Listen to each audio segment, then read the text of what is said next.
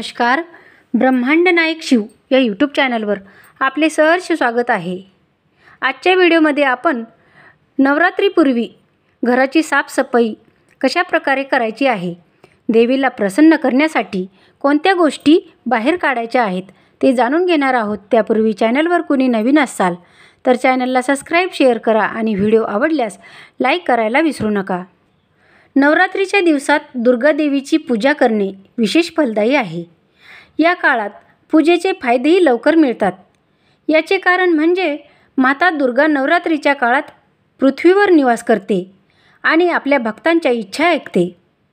नवरात्रीच्या पवित्र दिवसामध्ये जिथे जिथे दुर्गा देवीची मूर्ती पूजा केली जाते, माता दुर्गेचा आशीर्वाद मिळवण्यासाठी नवरात्री अत्यंत पवित्र मानली जाते.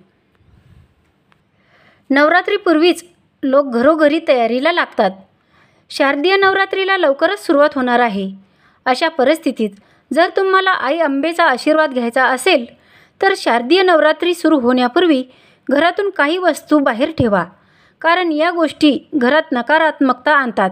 तर जाणून घेऊया त्या गोष्टीबद्दल. पहिली गोष्ट म्हणजे भंगलेली मूर्ती. कोणत्याही देवाची भंगलेली मूर्ती घरात ठेवू नये. हे शुभ मानले जात नाही. तुमच्या घरामध्ये भंगलेली मूर्ती असतील तर शारदीय नवरात्र सुरू होण्यापूर्वी त्या पाण्यात विसर्जन करा. दुसरी गोष्ट म्हणजे जुने शूज आणि चप्पल. तुमच्या घरात जुने शूज आणि चप्पल पडलेले असतील जे तुम्ही वापरत नसाल तर नवरात्र सुरू होण्यापूर्वी घरातून काढून टाका.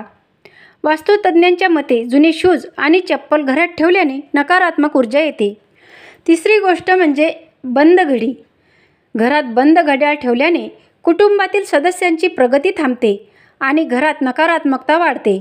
त्यामुळे नवरात्री सुरू होण्यापूर्वी घरातील बंद पडलेले घड्याळं आणि इतर अनावश्यक वस्तू काढून टाका.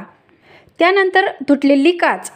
तुटलेले काच किंवा त्यापासून बनवलेल्या वस्तू ठेवल्याने घरामध्ये नकारात्मक ऊर्जा आकर्षित होते. त्यामुळे आर्थिक स्थिती कमकुवत होऊ लागते. त्यामुळे नवरात्रात सुरू होण्यापूर्वी घरातील काचेच्या तुटलेल्या वस्तू काढून टाका. त्यानंतर फाटलेली धार्मिक पुस्तके. वास्तुशास्त्रानुसार फाटलेली धार्मिक पुस्तके कधीही घरात ठेवू नयेत. कोणतेही धार्मिक पुस्तके फाटले असतील तर ते नवरात्रीच्या आधी वाहत्या पाण्यात विसर्जित करावे. अशाप्रमाणे नकारात्मक ऊर्जा आकर्षित करणाऱ्या वस्तू या घरात ठेवू नयेत. त्या त्वरितच बाहेर काढून टाकाव्यात. त्यामुळे आपल्या घरात सकारात्मक ऊर्जेचा वास राहतो.